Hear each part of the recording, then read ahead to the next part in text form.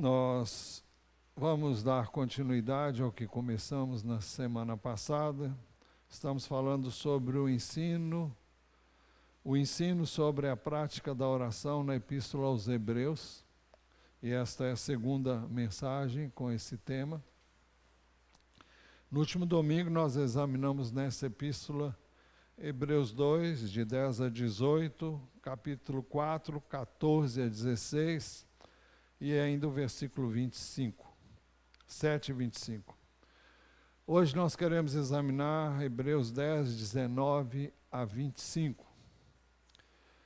que diz assim: portanto, meus irmãos, tendo ousadia para entrar no santuário pelo sangue de Jesus, pelo novo e vivo caminho que ele nos abriu por meio do véu, isto é, pela sua carne, e tendo como grande sacerdote sobre a casa de Deus, e tendo um grande sacerdote sobre a casa de Deus, aproximemo-nos com um coração sincero, em plena certeza de fé, tendo o coração purificado de má consciência e o corpo lavado com água pura. Guardemos firme a confissão da esperança sem vacilar, pois quem fez a promessa é fiel. Cuidemos também de nos animar uns aos outros no amor e na prática de boas obras. Não deixemos de nos congregar, como é costume de alguns, pelo contrário, façamos admoestações, ainda mais agora que vocês veem que o dia se aproxima. Nesta epístola, ou melhor, esta epístola aborda a superioridade da nova aliança em relação à antiga aliança, à velha aliança, e mostra a superioridade do sacrifício de Jesus em relação aos que eram realizados debaixo da velha aliança, o sacrifício do Velho Testamento. Na velha aliança, somente o sumo sacerdote podia entrar no Santo dos Santos, onde se achavam a Arca da Aliança, e era o lugar onde Deus se manifestava e através do qual, e no qual ele se manifestava ao seu povo. O sacerdote entrava ali uma vez por ano para apresentar-se diante de Deus com o sangue de um novilho pelo seu próprio pecado e o sangue de um bode, ambos imolados no altar. Qualquer outro que se aproximasse não sobreviveria. Mas, na nova aliança, nós somos encorajados a entrar na presença de Deus com ousadia. Portanto, meus irmãos, tendo ousadia para entrar no santuário. Imagine os irmãos, qualquer que se aproximasse na velha aliança não poderia sobreviver. E agora nós somos convidados a entrar na presença de Deus e a fazê-lo com ousadia, sem medo, naturalmente com reverência, com respeito, mas com a liberdade de quem não tem o que temer. Como podemos entrar então na presença de Deus com ousadia? É a pergunta que fazemos e que o texto responde. Primeiro, por meio do sangue de Jesus. Portanto, meus irmãos, tendo ousadia para entrar no santuário pelo sangue de Jesus. Quando ele diz santuário, ele está se referindo ao lugar, ao Santo dos Santos, onde só, como dissemos, na velha aliança, somente o sumo sacerdote poderia entrar para fazer expiação pelos seus pecados e pelos pecados da nação. Mas agora nós somos chamados a entrar com ousadia na presença de Deus através do sangue de Jesus. Portanto, meus irmãos, tendo ousadia para entrar no santuário pelo sangue de Jesus. Não é porque somos melhores do que qualquer pessoa, não é porque tenhamos qualquer virtude especial que nos capacite, mas nós entramos ali porque Jesus derramou o sangue dele na cruz do Calvário. E de acordo com 1 João 7, o texto diz assim: se andarmos na luz como ele está na luz, mantemos comunhão uns com os outros, e o sangue de Jesus, seu Filho, nos purifica de todo pecado. Muito bem. Continuando a pergunta: como podemos entrar na presença de Deus com ousadia? Em segundo lugar, o texto responde: por um novo e vivo caminho que ele nos abriu por meio do véu, isto é, do seu corpo. Por um novo e vivo caminho que ele nos abriu. Novo em comparação com o velho caminho proposto pela velha aliança. Ele nos abriu esse caminho através do véu, isto é, através do seu corpo. Então vamos procurar entender isso.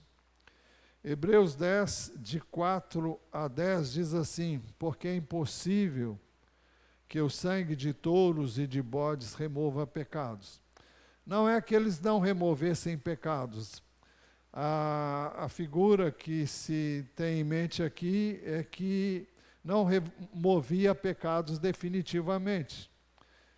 Quando uma pessoa pecava, ela oferecia um sacrifício, derramava o sangue de um animal que representava aquele que havia pecado, e através do derramamento do sangue desse animal, que uma vez sacrificado poderia ser comido por aqueles que o oferecessem, mas esses sacrifícios só tinham caráter temporário. Ele resolvia o pecado de hoje, mas não resolvia o pecado de amanhã, e não resolvia os pecados que você viesse a cometer. Então o texto diz: porque é impossível que o sangue de touros e de bodes remova pecados. Por isso, ao entrar no mundo, aí está, é uma referência de Jesus quando ele se fez homem. Cristo disse: sacrifício e oferta não quiseste, mas preparaste um corpo para mim. Não te agradaste de holocaustos e ofertas pelo pecado. Então eu disse: eis, aqui estou. No rolo do livro está escrito a meu respeito. Estou aqui para fazer, ó Deus, a tua vontade. Nesse trecho, que é uma citação do Salmo, de um dos Salmos, nós temos aqui uma palavra profética relacionada à maneira como Jesus viria ao mundo, mostrando que ele se oferecia o seu corpo para ser o sacrifício perfeito que tiraria o pecado do mundo. Depois de dizer como acima, sacrifício, ofertas, holocausto e ofertas pelo pecado, não quiseste, nem deles te agradaste, coisas que se oferecem segundo a lei. Num segundo momento acrescentou: eis, aqui estou para fazer, ó Deus, a tua vontade. Ele remove o primeiro para estabelecer o segundo. O primeiro era o sistema em que os pecados eram perdoados através dos sacrifícios feitos debaixo da primeira aliança. E o segundo é o sacrifício de Cristo, através do qual nós temos perdão e a purificação dos pecados. E o texto continua: nesta vontade, a vontade de Jesus, que a si mesmo se deu, é que temos sido santificados. Nós não somos santos em nós mesmos, mas somos santificados por meio do sacrifício de Jesus. O sangue de Jesus tem o poder de nos perdoar, de nos purificar e de nos santificar, nos tornar santos aos olhos de Deus, mediante a oferta do corpo de Cristo uma vez por todas. Por isso o texto diz: por um novo e vivo caminho. Vivo porque Jesus se ofereceu, mas ele ressuscitou dentre os mortos. Ele está vivo. Não é um sacrifício morto, é um sacrifício que, uma vez realizado, ele ressuscitou dentre os mortos, está vivo. Na velha aliança, os sacrifícios eram repetidos continuamente, Hebreus 10, 11. Ora, todo sacerdote se apresenta dia após dia. Quando a Epístola aos Hebreus foi escrita, os sacrifícios continuavam ainda no templo. Jesus já tinha vindo, já tinham se passado vários anos, e o templo em Jerusalém só foi destruído no ano 70, praticamente 37 anos depois que Jesus já tinha derramado o seu sangue e subido aos céus. Mas os judeus que ainda não tinham Cristo, não tinham recebido Jesus como Salvador, continuavam a oferecer os velhos sacrifícios. Isso acabou quando as tropas do Império Romano, lideradas por Tito, invadiram Jerusalém, quando o imperador Vespasiano determinou que assim fosse feita, porque os judeus haviam se rebelado contra o Império Romano. E eles, então, invadiram Jerusalém e destruíram, e não ficou pedra sobre pedra, como Jesus havia dito. Isso está registrado nos evangelhos. Então o texto diz: ora, todo sacerdote se apresenta dia após dia para exercer serviço sagrado e oferecer muitas vezes os mesmos sacrifícios que nunca jamais podem remover pecados. Mais uma vez, a expressão é que não podem remover definitivamente os pecados. Hebreus 10, 12, 14, nós lemos assim: Jesus, porém, tendo oferecido para sempre, então é para sempre, um único sacrifício pelos pecados, assentou-se à direita de Deus. O fato de Jesus ter vindo e ter sido ele o sacrifício, o Cordeiro de Deus, e ter sido o único sacrifício, ele não veio para morrer muitas vezes, ele morreu uma única vez, e uma vez cumprido o propósito de Deus para nos redimir de toda a iniquidade, ele subiu aos céus depois de ter ressuscitado e está à direita de Deus. Porque com uma única oferta, diz o verso 14, aperfeiçoou para sempre os que estão sendo santificados. Quando nós cremos em Jesus e o recebemos em nossos corações, através da fé na obra que ele realizou na cruz, nós somos declarados perfeitos.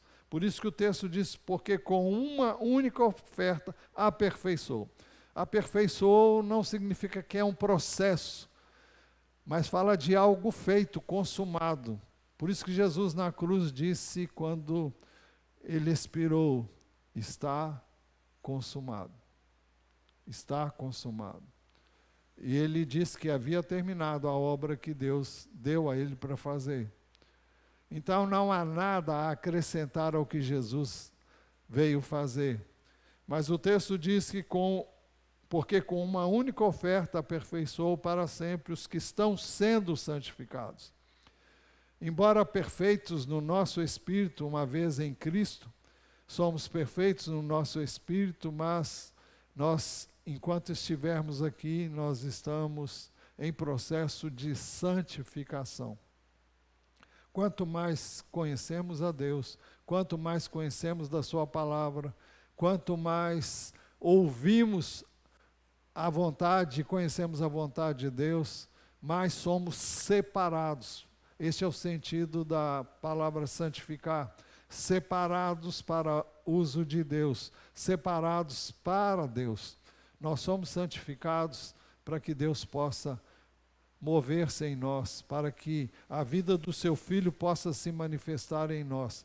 E este é um processo contínuo, constante, que só termina o dia em que deixamos esse mundo e deixamos esse corpo para trás, para viver numa nova dimensão. Jesus vive também para interceder por nós. Hebreus 7, 24 e 25.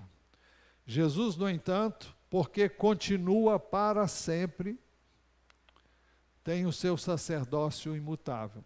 Os sacerdotes do Velho Testamento, eles eram substituídos, porque morriam, então outro se levantava e o substituía.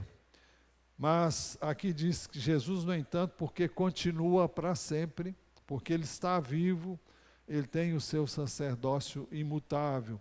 Por isso também pode salvar totalmente os que por ele se aproximam de Deus, vivendo sempre para interceder por eles.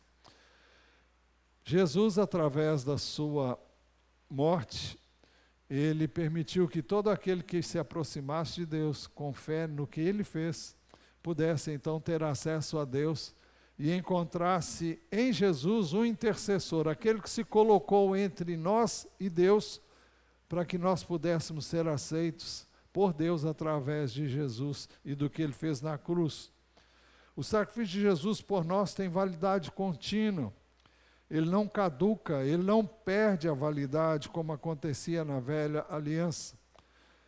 Por isso que 1 de João, capítulo 2, versos 1 e 2, o apóstolo João diz assim: meus filhinhos, escrevo-lhes estas coisas para que vocês não pequem.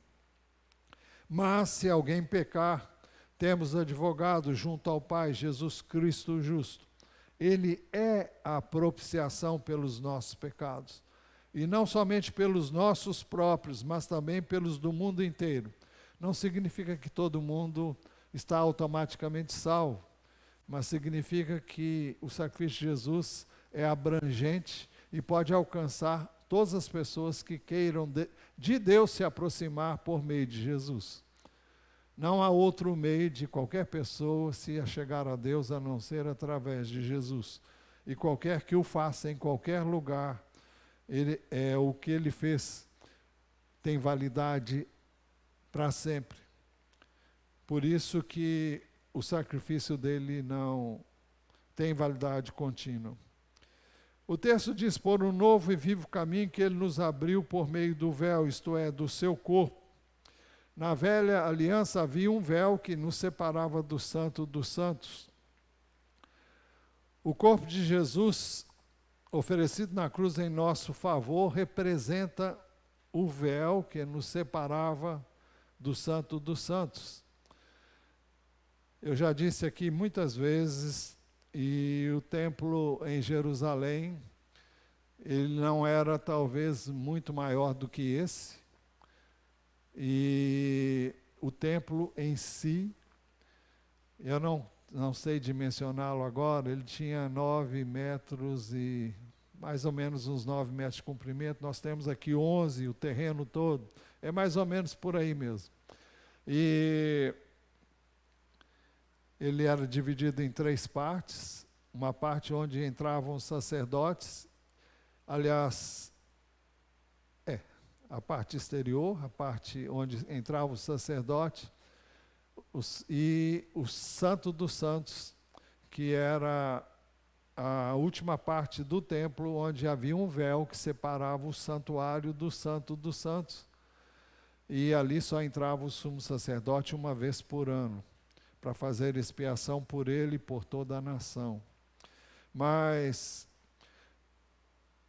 Jesus, ao morrer na cruz, o texto diz que Jesus abriu por um novo e vivo caminho que ele nos abriu por meio do véu, isto é, do seu corpo.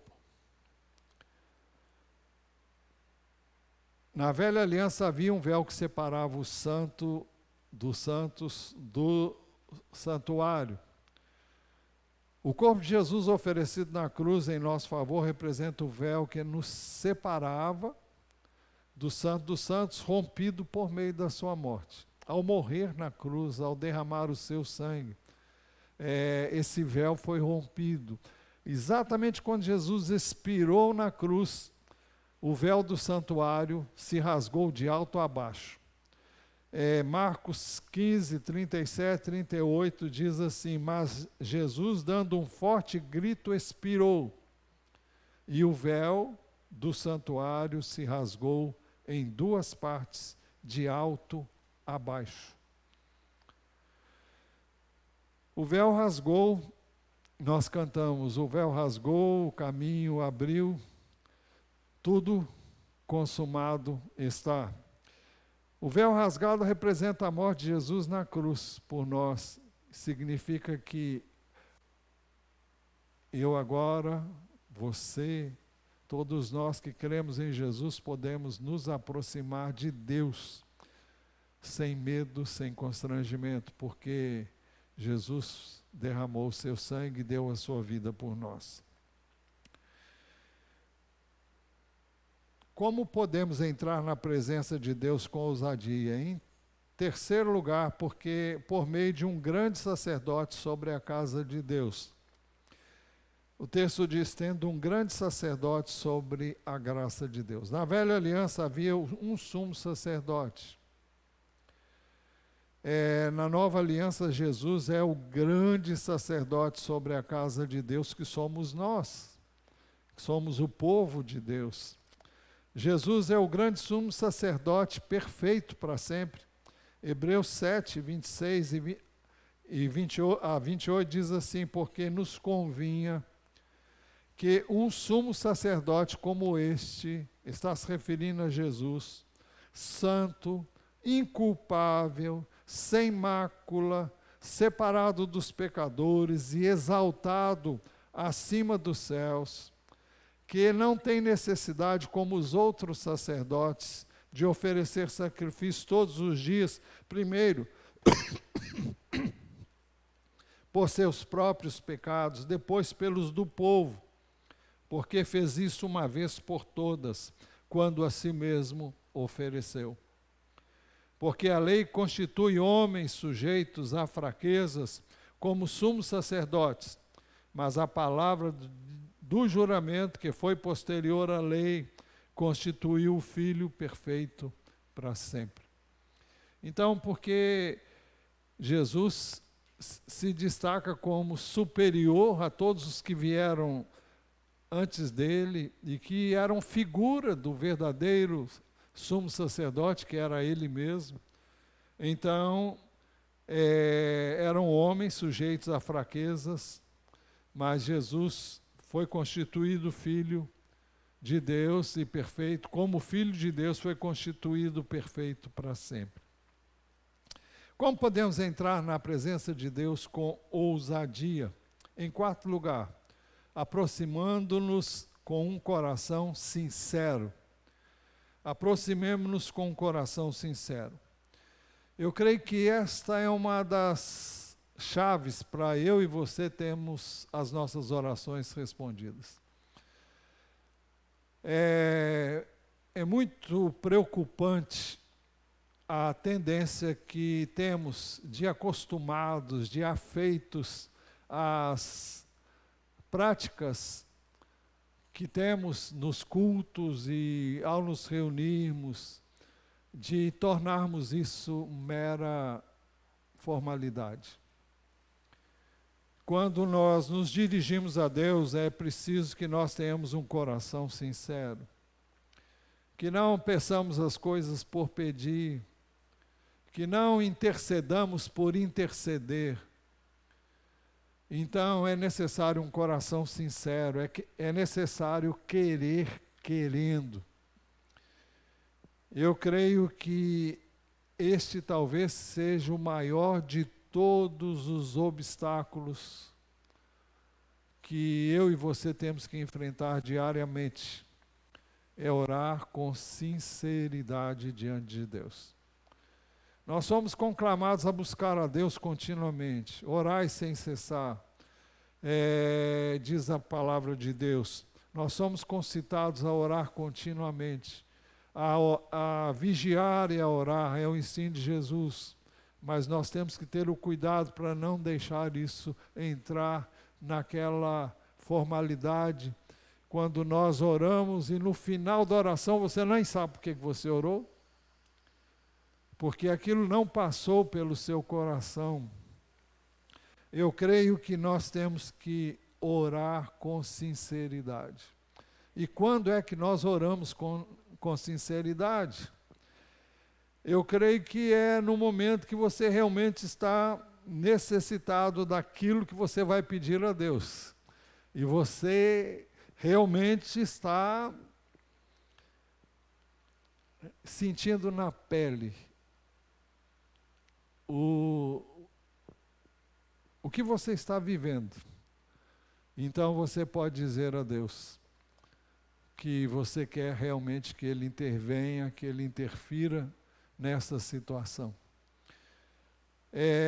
Jeremias disse algo, e ele profetizou algo que iria acontecer 70 anos depois. O povo seria levado cativo para a Babilônia, e durante todo esse tempo eles iam experimentar o que era viver sem Deus, viver numa terra estranha, sofrer os embates que eles sofreram ao longo desse tempo. E chegaria o tempo em que eles estariam então clamando de fato e de verdade. O texto diz assim em Jeremias 29, 12, 13: então vocês me invocarão, se aproximarão de mim em oração e eu os ouvirei. Vocês me buscarão e me acharão quando me buscarem de todo o coração. Eu creio que a chave está aqui, é buscar a Deus de todo o coração. Muitas vezes eu tenho me perguntado até que ponto nós temos que ser levados, ou Deus vai permitir que nós cheguemos a um ponto em que possamos viver uma situação em que não podemos mais suportar. Então vamos clamar a Deus de fato e de verdade, porque aquilo está incomodando que não dá para suportar mais. Será que é assim? Nós temos então que pedir a Deus que nos ajude a orar com sinceridade. Aqui fala sobre invocar a Deus. Há um texto que tem me chamado muita atenção nesses tempos de pandemia, e já houve muitos momentos em que eu vivi situações de angústia, e eu já compartilhei isso com vocês. E um texto que eu terminei por memorizar é o Salmo 50, versículo 15. Invoca-me no dia da angústia, eu o livrarei e você me glorificará. Invoca-me no dia da angústia, eu o livrarei e você me glorificará. Já vivi isso na pele inúmeras vezes. E Deus nunca deixou de me ouvir quando estive angustiado, quando me vi aflito, quando me vi vivendo uma situação que eu nem sabia explicar por que me achava assim. Mas eu disse: Deus me livra dessa angústia, me livra dessa aflição. E no abrir e fechar de olhos, a situação mudava. Eu creio que nós temos que estar atentos para o fato de que Deus nos ouve sempre que oramos com sinceridade. Aproximemo-nos com coração sincero. Essa é a maneira como eu e você devemos nos aproximar de Deus. Como podemos entrar na presença de Deus com ousadia? Em quinto, aproximemo-nos com plena certeza de fé. Aproximemo-nos em plena certeza de fé, diz o texto. Hebreus capítulo 11 diz assim: ora, a fé é a certeza de coisas que se esperam e a convicção de fatos que não se veem. Fé é certeza daquilo que você não vê, mas você tem a convicção daquilo que você não vê.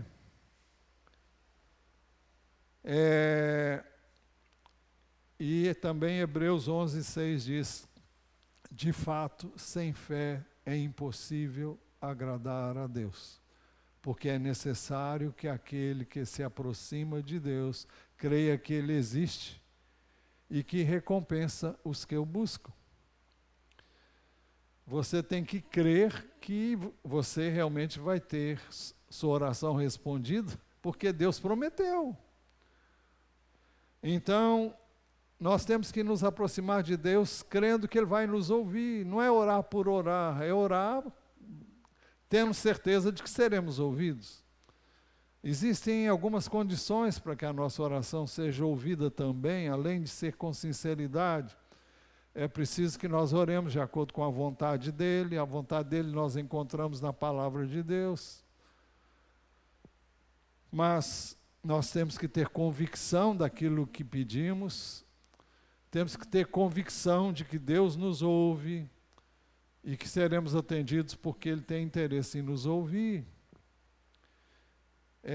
Eu não posso ter certezas com relação a terceiros, mas em relação a mim, eu posso ter certeza. Eu tenho certeza da minha fé, daquilo que eu espero em Deus para o tempo de hoje e para a eternidade. Eu não posso orar certo de que Deus vai salvar alguém. Nesse caso eu oro pedindo que Deus salve. E oro todos os dias por uma lista razoável de pessoas que desejo ver em Cristo. Mas só Deus sabe, porque não depende de Deus somente, depende da pessoa. Porque Deus respeita uma coisa que se chama livre-arbítrio. É o direito que todo ser humano tem de dizer sim ou não para Deus, de querer ou não seguir a Deus. Mas como podemos nos aproximar de Deus com ousadia? Em sexto lugar, aproximando-nos com o coração purificado da má consciência. Tendo o coração purificado de má consciência. Como é que a nossa consciência é purificada? Hebreus 9, 13 e 14 dizem assim: portanto, se o sangue de bodes e de touros e a cinza de uma novilha, aspergidos sobre os contaminados, os santificam quanto à purificação da carne, era assim que se fazia. Na velha aliança, ele diz agora no 14, muito mais o sangue de Cristo, que pelo Espírito eterno a si mesmo se ofereceu sem mácula a Deus, purificará a nossa consciência de obras mortas, para servirmos ao Deus vivo. Purificará a nossa consciência de obras mortas. O que são obras mortas? São todas as coisas que nós fazemos na carne que são contrárias à vontade de Deus, é o pecado. São obras que não têm nenhum valor, não vão acrescentar nada, muito pelo contrário, são obras mortas. Então, fala de um passado que eu e você tivemos, fala de algo que já ocorreu na minha, na sua vida, e que são chamados de obras mortas. E aqui diz muito mais o sangue de Cristo, que pelo Espírito eterno. É isso que significa que Jesus foi à cruz movido pelo Espírito de Deus. A si mesmo se ofereceu sem mácula a Deus. Purificará a nossa consciência de obras mortas para servirmos ao Deus vivo. Não há pecado que Deus não possa perdoar, a não ser o pecado da própria rejeição ao próprio Deus na pessoa de Jesus.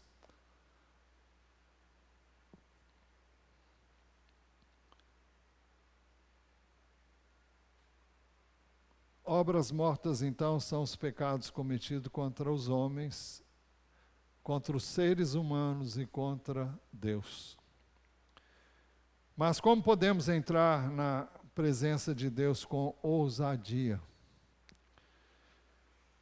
Aproximando-nos com o corpo lavado em água pura. Aproximemo-nos com o corpo lavado com água pura. Para os judeus, a lavagem do corpo simbolizava a pureza moral. Por isso eles tinham o costume de batizarem as pessoas e faziam isso com frequência. Era uma forma de purificação que eles usavam para purificação do seu pecado. Buscavam fazer isso através de vários procedimentos. Mas este veio a ser também um símbolo do batismo nas águas. Não é o único símbolo do batismo nas águas, mas é um dos símbolos do batismo nas águas. É a purificação dos nossos pecados, representa a mudança à vida pela regeneração, operada pelo Espírito de Deus em nós e pela palavra de Deus. Efésios 5:26 diz assim, para que, falando de Jesus, da morte dele na cruz, para que ele a santificasse, tendo-a purificado por meio da lavagem da água pela palavra. A água é uma figura da palavra de Deus que limpa, que lava, que purifica. Também é um símbolo que fala da purificação. Nós temos um outro texto que está também, eu espero poder achar, está na 1 de Pedro, capítulo 3, eu lembrei várias vezes de anotar isso aqui, depois acabei esquecendo.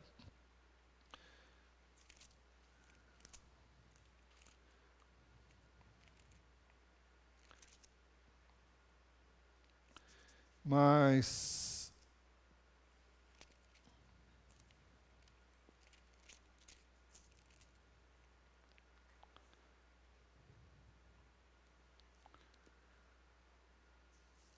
bom, eu não vou achar assim, não vou conseguir achar. Mas é o texto que ele fala do símbolo do batismo, usando até a figura de Noé, que sobreviveu ao dilúvio, e fala da purificação da nossa consciência, exatamente como diz aqui a Epístola aos Hebreus. Hein? Qual verso? 1 de Pedro 3:20.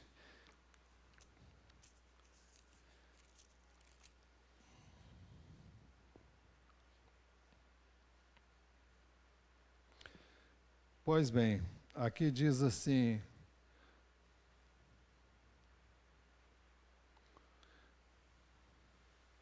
o verso 21 diz, o batismo que corresponde a isso, agora também salva vocês, não sendo a remoção das impurezas do corpo, mas o apelo por uma boa consciência para com Deus, por meio da ressurreição de Jesus Cristo, que depois de ir para o céu está à direita de Deus, ficando-lhe subordinados anjos, potestades e poderes.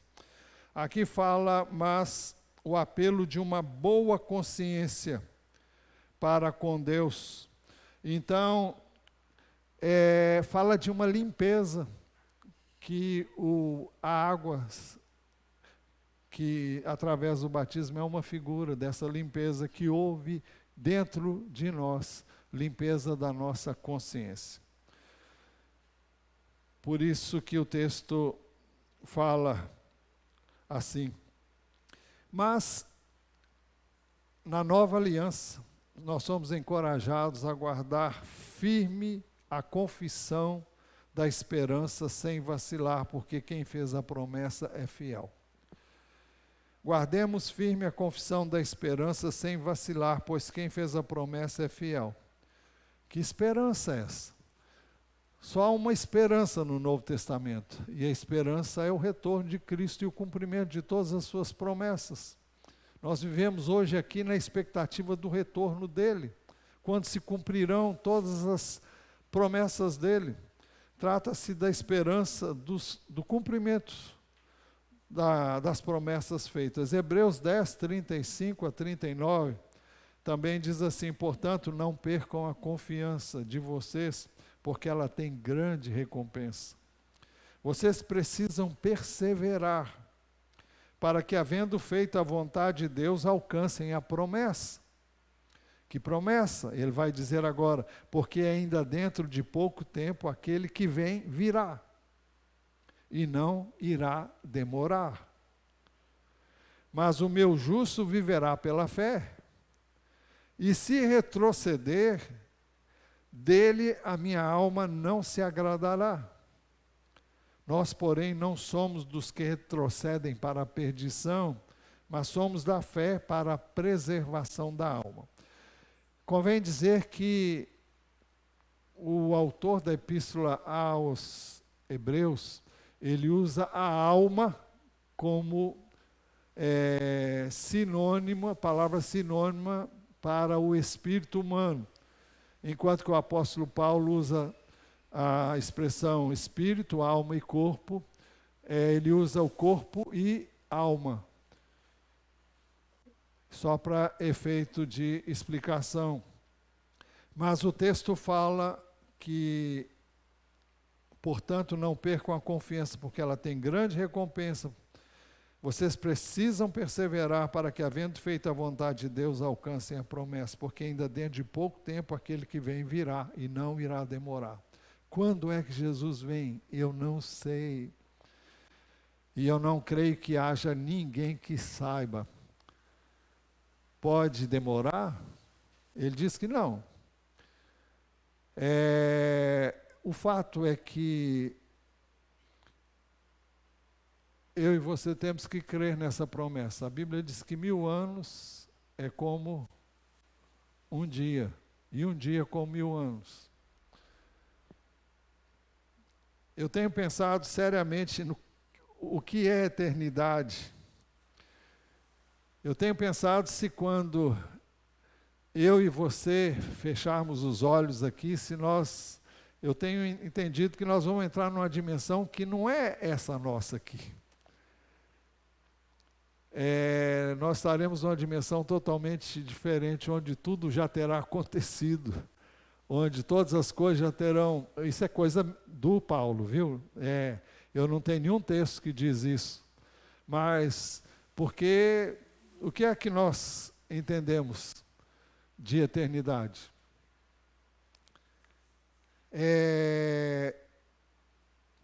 Quando você lê, por exemplo, a epístola do apóstolo João,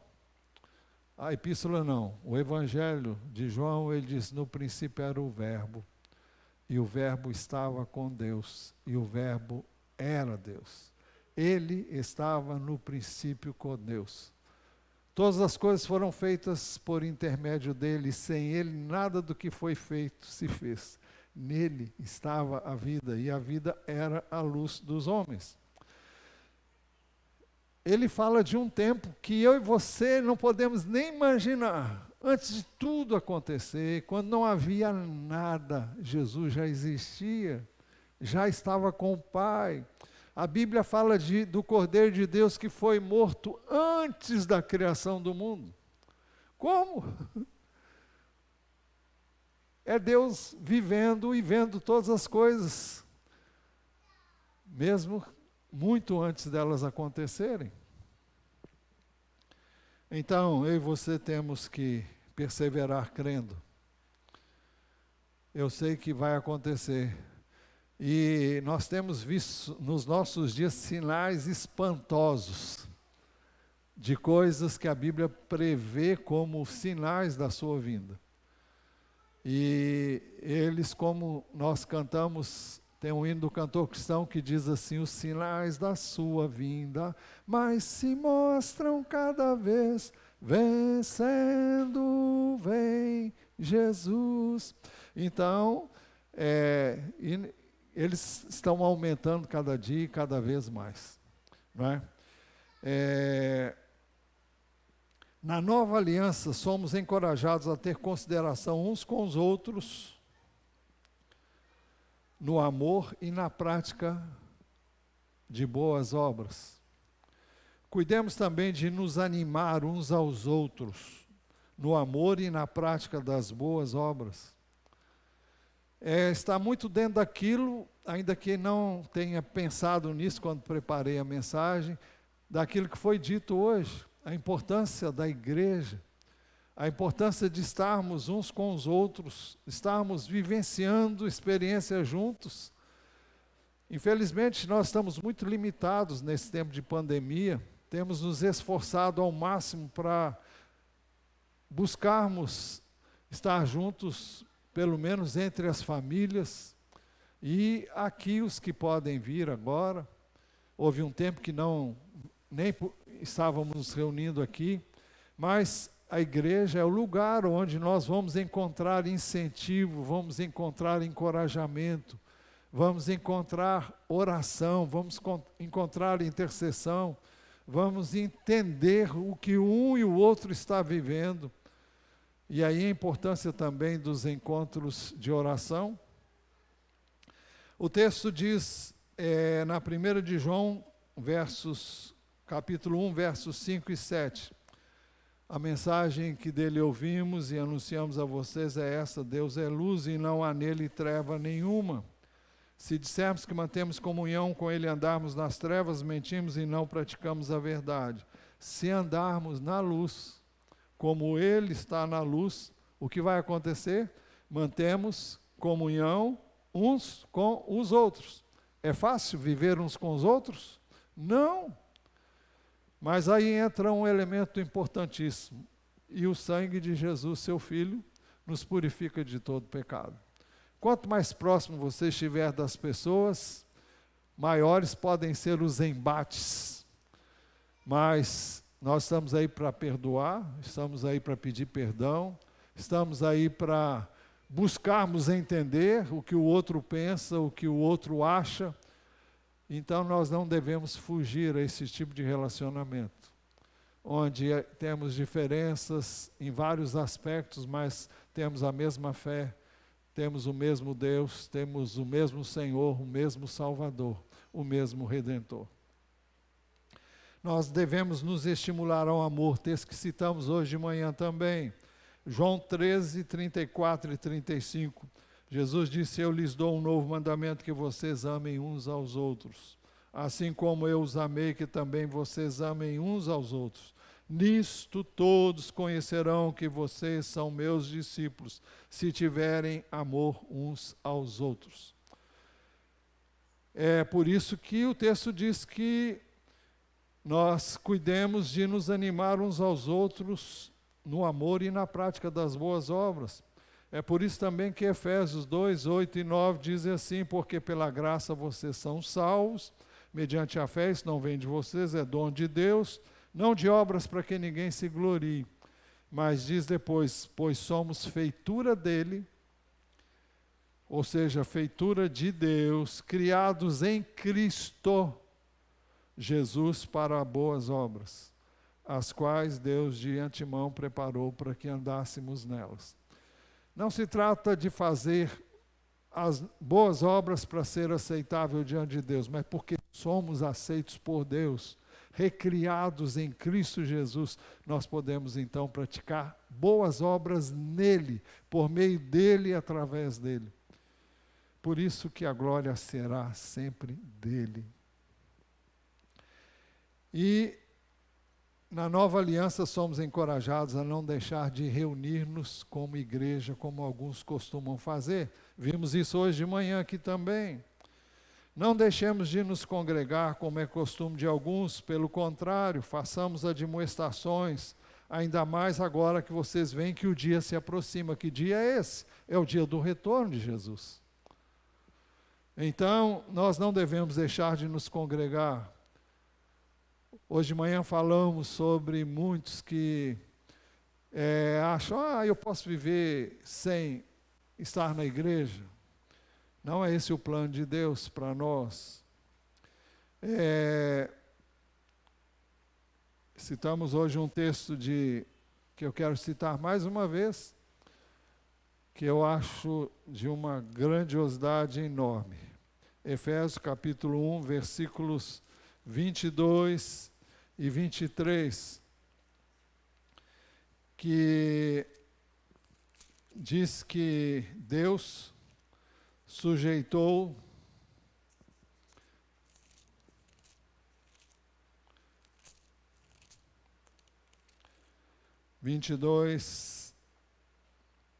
e sujeitou, é Deus quem sujeitou todas as coisas debaixo dos pés de Cristo, e para ser o cabeça sobre todas as coisas o deu à igreja, a qual é o seu corpo, a plenitude daquele que a tudo enche em todas as coisas. A igreja é o corpo de Cristo, e é a plenitude dele, que é a plenitude daquele que a tudo enche em todas as coisas. E Ele quer nos encher com o que Ele tem. E Ele faz isso por meio do corpo. Como dissemos hoje de manhã, não há corpo com nenhuma parte do corpo vivendo sozinha. Não existe nenhum olho andando por aí, nenhum ouvido deixando o corpo e se movendo aí. Não há como fazer isso. Existe uma cabeça, e a cabeça é Cristo, e a cabeça age através do corpo. É preciso que as partes estejam no corpo. É por isso que Jesus também falou na videira: eu sou a videira verdadeira, e o meu pai é o agricultor. Ele falou da necessidade do ramo estar nele. Se vocês permanecerem em mim, as minhas palavras permanecerem em vocês. Falou da necessidade de estarmos nele. O ramo não pode estar desligado da videira, porque simplesmente ele morre. Ele não tem vida fora da videira. Dwight Moody viveu entre os anos 1837 e 1899. E ele disse assim, se referindo à Bíblia: esse livro me afastará do pecado, ou o pecado me afastará deste livro. Então, nós temos que ter o cuidado, porque há duas coisas que afastam você de Deus. Aliás, uma coisa só, é o pecado. Vai afastar você do livro, da Bíblia, e vai afastar você do convívio da igreja. Eu já compartilhei com vocês que há muitos anos atrás, quando eu tinha um pé lá fora e um pé cá dentro, e eu nunca deixei de ir à igreja, mas eu fazia questão de sentar lá no último banco. E por que eu fazia isso? Eu não queria contato com ninguém. Porque para mim, o meu pecado estava estampado na minha testa e todos podiam lê-lo. E antes que eles fizessem isso, eu saía. Chegava, sentava lá no último banco, onde ninguém me via e nem notava a minha presença. Eu estava lá onde eu queria estar, mas queria estar do meu jeito. Mas morria de vergonha, porque eu sabia que eu estava vivendo de um jeito que Deus não queria. É importante que nós entendamos que não há pecado que Deus não possa perdoar. E entendamos que também, uma vez perdoados, nós devemos estar juntos.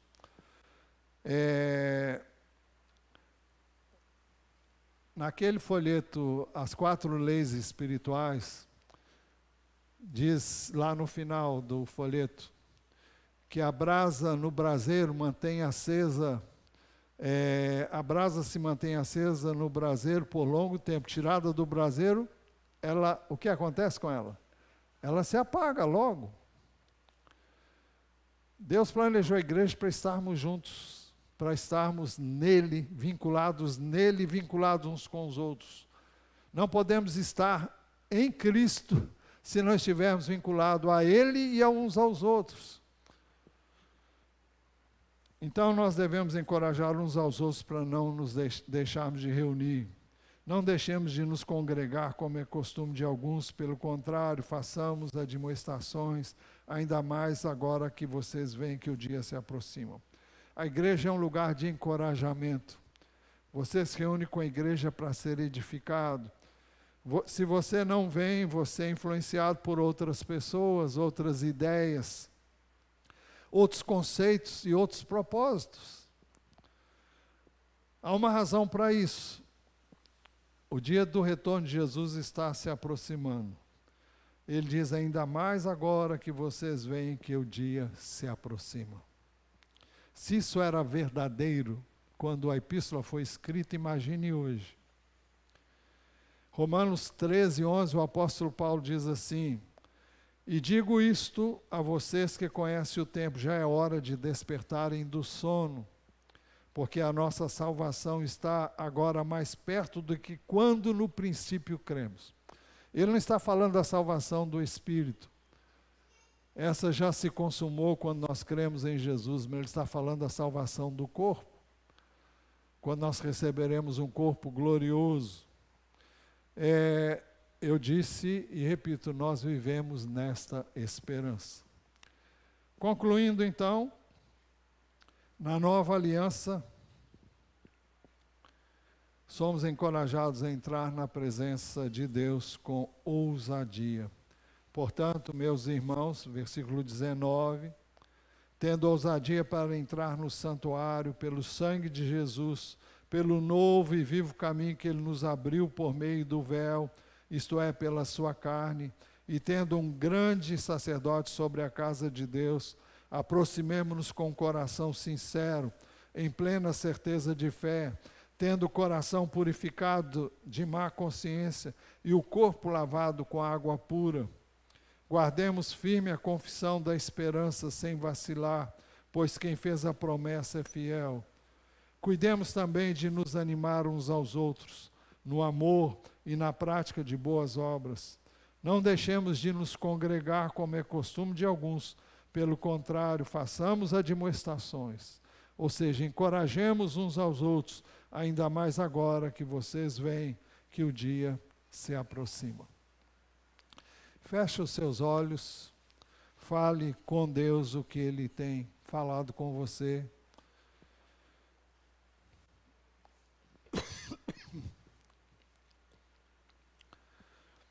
Senhor, nós te agradecemos porque podemos entrar em Tua presença com ousadia. E não entramos fiados em nós mesmos, não entramos pensando que somos merecedores em nós mesmos, mas entramos confiados unicamente naquele que é perfeito, que é justo, que imaculado foi a cruz e derramou ali o seu sangue por nós. Fiados nesta obra redentora, fiados no seu sangue, nós entramos em Tua presença na certeza de sermos ouvidos, de sermos achados, de Te encontrarmos e de sermos recebidos por Ti. Então recebe a nossa gratidão pela obra redentora de Jesus e mantém-nos em comunhão contigo e uns com os outros. Ajuda-nos a viver toda a experiência que o Senhor tem planejado para nós, como corpo de Cristo, como igreja do Senhor Jesus, para a Tua glória, para a Tua honra e louvor. Quando sairmos aqui, Pai, leva-nos em paz.